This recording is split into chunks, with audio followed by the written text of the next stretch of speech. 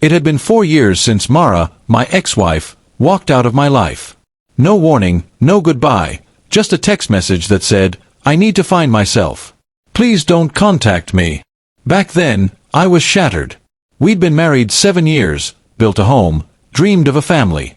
But her finding herself turned out to mean running off with her boss, a wealthy man named Eric. After the divorce, I sold our house, left the city, and started fresh in a quieter town. I focused on rebuilding, working hard, investing smart, and slowly becoming someone I actually respected again. The pain never fully vanished, but it became a part of me, like an old scar that no longer hurt, only reminded me of what I survived. Then one Friday evening, while I was closing up my small cafe, I saw her. Mara. She was standing outside the window, dressed elegantly, holding that same half-smile I once loved. For a second, it felt like time reversed, until I remembered the way she left me. I walked out, keeping my tone calm. Mara. Her eyes softened. "Hi, Jason. It's been a while." "4 years," I said, wiping my hands on my apron. "What brings you here?" She laughed nervously. "I was in town for business. Thought I'd drop by. You look good. Really good." I nodded. "Thanks. So do you?" She hesitated, looking around the cafe. "You did all this yourself?" "Yeah," I said simply. "After the divorce, I needed a project." Her expression faltered. "I always knew you had it in you." There was something strange about her tone, almost wistful, like she was searching for familiarity. We made small talk for a few minutes, but I could feel her circling something she wasn't saying. Finally, she looked down, twisting her ringless fingers. "Jason," she said softly, "I made a mistake." I stayed silent, letting her continue.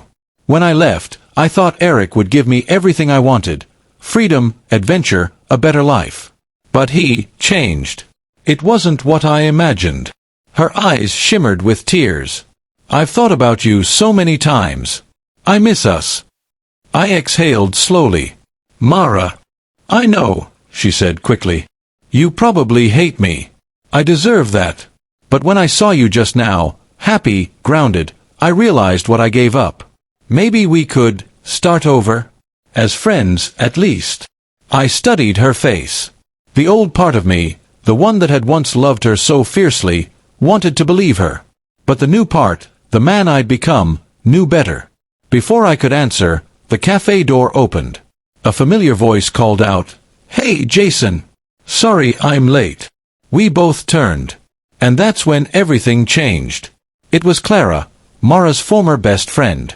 The same woman who'd helped me pick up the pieces after the divorce, who'd been there through my lowest nights when I thought I couldn't breathe. Over time, we'd grown close, very close. But we'd kept it private, not out of shame, but out of peace. Clara smiled warmly as she walked up, placing a gentle kiss on my cheek. "You ready to head home?" Mara froze. Her mouth fell open. "You too?" I nodded slowly. "Yeah." Her face went pale. "You're with Clara?" "My best friend." Clara raised an eyebrow. "Ex-best friend. You stopped being mine the day you threw him away like he was nothing." Mara's voice trembled. "I can't believe this." I looked at her evenly. "Why not? You left me, remember? You said I wasn't ambitious enough. That I was holding you back." She flinched. "I didn't mean." "Yes, you did," I said quietly. "And that's okay. You made your choice. So did I." Mara's eyes filled with tears. "Jason, please. I came back because I thought maybe you still." "Still what?" I interrupted gently.